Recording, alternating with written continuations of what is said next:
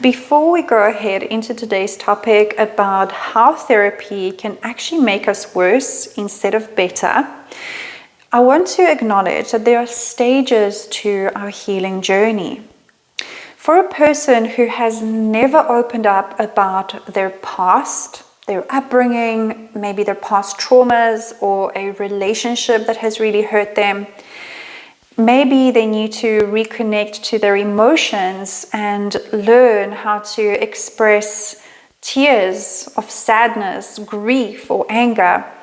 Then yes, a therapeutic relationship that is based on talking, or a psychodynamic therapeutic relationship, can be very, very powerful and necessary.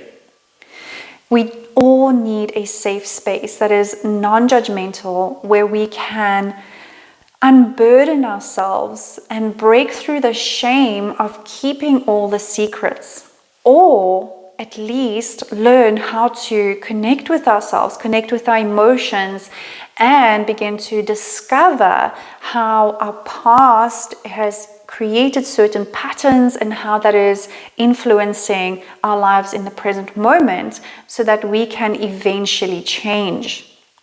However, awareness does not mean change. And a lot of my clients have noticed that. A lot of my clients come to me feeling frustrated, and perhaps this is where you are. They feel like they have maxed out the capacity of a psychodynamic therapeutic relationships. Some of my clients have been through so many practitioners and therapists, and they feel almost hopeless that they are never going to be able to change. And this is why I'm making this video, so that if you are in the situation where you feel stuck or frustrated, or you need tools to move forward, you know that there are ways that we can change that are more powerful than psychodynamic therapy. And in today's world, coaching is becoming a lot more popular than therapy, for the reasons which I will explain in this video. So why is talking therapy not as effective as we would like it to be? Why doesn't it lead to change? For the simple principle that when we think about something and we feel about something, we wire that thing into our mind and into our experience. You might have heard things that fire together, wire together. And that basically means that if you go to your therapist week after week, exploring a memory of how your mom left you in a supermarket, and in that moment you felt extremely abandoned, and from that point you fear abandonment, and you get very anxious in relationships, you get clingy, you struggle to have distance in relationships, you feel extremely jealous. And having the awareness of that, you might notice that it doesn't change. Having the awareness of the pattern, the diagnosis, and some people feel like they almost have a PhD in psychology. They can speak the lingo and they are very, very aware of their whole life cycle, but they are unable to change, because when we keep thinking about that memory, we have thoughts that can sound like something, you see, my mom never cared. I am unlovable. Nobody cares about me. I don't matter. I will never be able to find somebody that cares. If my own mom can't love me enough to take care of me, then I am not worthy. Okay, so can you see that from that event you have these thoughts? These thoughts will then generate feelings of sadness, low self-esteem, hurt, grief, disappointment, let down. And the more you think about this event, your mind will then bring up similar events. Maybe it's a time where your friend abandoned you or your ex-partner abandoned you. And all of a sudden, your mind will come up with similar events, almost as creating this case of evidence of why you are this abandoned person and why you will be abandoned in the future. And you're hardwiring this memory and this belief that I am abandoned or I will be abandoned into your nervous system, into your subconscious mind. So then when you are going out into the dating world, your mind is so preoccupied with, I will be abandoned. I have to protect myself from being abandoned. You start to act in weird ways. And it's so interesting how a subconscious mind works. It's almost like these GPS coordinates. If I put into my sat nav about, I don't want to be abandoned, it looks at this abandoned, abandoned, abandoned, and then it creates that experience. It's similar to when you learn to drive and you see a pothole on the road. And if you focus on the pothole, you will steer your car into the pothole. But if you look at where's the road, where's the complete road, then you will go in that direction around the pothole. You will miss the pothole.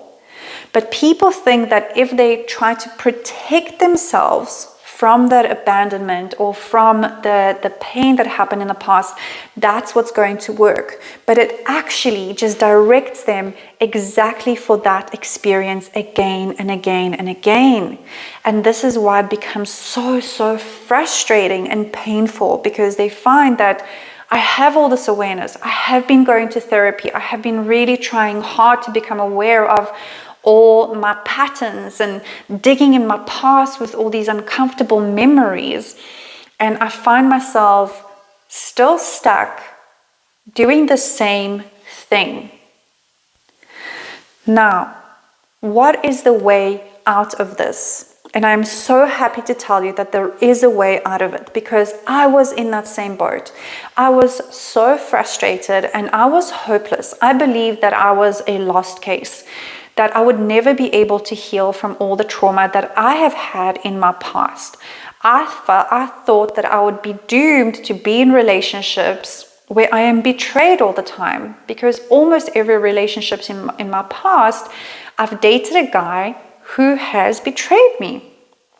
So I'm happy to tell you that there is a way, and that is subconscious mind reprogramming. Okay, what does that even mean? It's exactly what I was talking about with the pothole. We have to look for the opposite. But you might tell me like, oh, but I don't have the opposite. I don't have a time in my life when somebody cared, when I was connected. And I really want to challenge that. This is the first obstacle that I find with my clients. We are so quick to fight for our limitations, which keeps us stuck in the same place. It keeps us stuck in victimhood. Now, believe me, I am not saying that somebody wasn't a victim. Yes, bad things happen to us, unfair things happen to us, really horrible things happen to us, and that is not in any way justified. However, if I keep living my life with that reference point of me being the victim, I am going to perpetuate that in my life over and over and have that same experience. So when we rewire our subconscious mind, we can change that. We can stop being the victim. We can stop having that same experience. Because why should we be a victim for the rest of our lives when we have been victimized? The most compassionate thing that we can do for ourselves is to learn how to be different, is to learn how to change that belief system that I am abandoned or that I will be abandoned. Because to live in that fear day by day and that anxiety is extremely taxing for us, for the nervous system, for your physical health, And also it makes it challenging for other people around us. It's challenging for them to create relationships with us. And then we create this self-fulfilling prophecy, because from our beliefs, we have our thoughts and emotions and then actions. So now what we need to do is exactly the opposite process. Think about a time, if say for example you have this idea that I was abandoned, think about small instances in your life when you felt connected. And it can be something really small, like when you were on the subway or at a shop and you just connected eye to eye with somebody and they smiled and you felt that warmth of connection. Start with something super small like that. Notice what thoughts come, and maybe it was like, wow, that person is so kind, or I am likable. And then maybe you feel the warmth in your heart. You feel liked. You feel connected. Now, allow your mind to travel through time and think about all of the instances when you were connected. And this might be very, very hard to start, because we have something in our brain that is called the reticular activating system. That is a filter that filters out information according to what is important to us and according to what we believe already. Okay, so I have this video about self-validation theory, so you might want to look at that. Which basically states that if we believe that we will be abandoned, we are going to try to prove ourselves right. So whatever your belief is, if you believe that you're unlovable, that you're rejected, that you'll be betrayed, you will create those situations in your life over and over to prove yourself right. Otherwise, it creates cognitive dissonance, which feels very uncomfortable. So our mind always wants to be right. Even if it feels really uncomfortable and painful to be abandoned, it will recreate that if you believe it. So say, for example, the reticular activating system, how it works is, if, for example, you want to buy a red car and you go out onto the street and all of a sudden you see so many red cars, but the number of cars, the red cars, hasn't changed. What has changed is what you're paying attention to. Now, your reticular activating system might be set to how you have been abandoned in the past. So you're only looking for that evidence, and it might feel extremely uncomfortable to look for how you were connected. You might think, oh no, this is never going to work, but I am abandoned. You will fight for your limitations. You will fight for your old identity, because your ego doesn't want you to change, because your ego structure wants to stay the same. Otherwise, it feels like it's dying. That's why it is so important to just observe, wow, there's just so much content that is coming up about me being abandoned, and allow those neural pathways to disintegrate. Simply don't pay attention to them.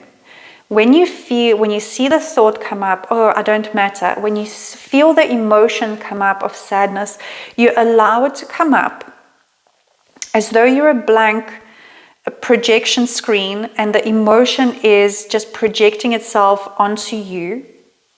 You breathe into it, you let it pass, and then you go back and redirect your attention to how you are connected. And then you wire that, you fire and wire that. Your thought, the emotion, the memory. Your thought, the emotion, the memory. And this is going to change your identity. This is going to change the root of the belief of who you really are, that you are connected. And that will never, and a lot of people will have this is exactly, and a lot of people will argue that if I believe I'm connected, I am going to be blind and miss red flags. But you're not, because you are going to move towards people that feel safe, that help you to feel connected.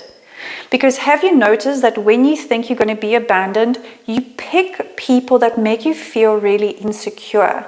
You pick people where you have that anxiety, people who are not available for relationships, because you are living in that core wound, the I am abandoned core wound. So now when you feel connected, people that are not available will not even register on your radar. They will not feel good, so you will not want to spend time with them. So this is your best protection, is not to constantly look at the world as this dangerous place where I have to protect myself, but rather look for what feels good, what feels safe, what is it that I want in my life, right? And you do that by creating memories. Because affirmations, you might have found that affirmations are great, but they don't really fully work because there's so much resistance against them. However, when you have a memory, it is evidence, it is your experience. That moment where you connected with the coffee guy or the taxi driver or some random person in a parking lot, that is real. So start with these small incidences and then build, and you will see that after a few days, after a week, you will start coming up with so many evidence of how the opposite of your core wound will be true. Right? So this is not only true for I'm abandoned, maybe I am unworthy, I am bad, I am unlovable. So when you are looking to rewire your subconscious mind, you have to think about the positive. What is the opposite and positive of that? So if I'm unworthy, look for moments in time when you were worthy or when you felt loved. Because when we are small, worthy and loved are kind of the same. A child will not tell you I am unworthy, but they will tell you I feel unloved, and that's basically the same for them. So look for something, and if you can't say, okay, I have memories of when I was loved, look at memories of when you were liked, okay, and then feel into that. Allow yourself to drop into your body, because what we are trying to reprogram is the nervous system and your body. Your body is eventually going to change. That's your subconscious mind. And that is going to navigate you into the change that you're looking for. After people do this for 21 days, they come to me completely amazed and say, wow, I cannot believe that I've just set that boundary without thinking about it. I am acting so differently. People are acting differently. There are even incidences where people's exes are calling them back. It is absolutely insane. So I hope that you try this. If you try this, please come back and tell me how it is for you, how it went for you. And for those of you who want me to guide you through this process, I love taking people through this because this creates the biggest change. And this has helped me and countless clients to heal from insecure attachment in the fastest time possible. So you're welcome to book a session with me. I'd love to guide you through this. I've been loving seeing you guys from YouTube in my practice. It just brings me so much joy. Thank you so much.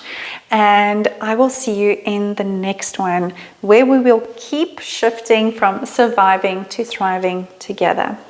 Big love.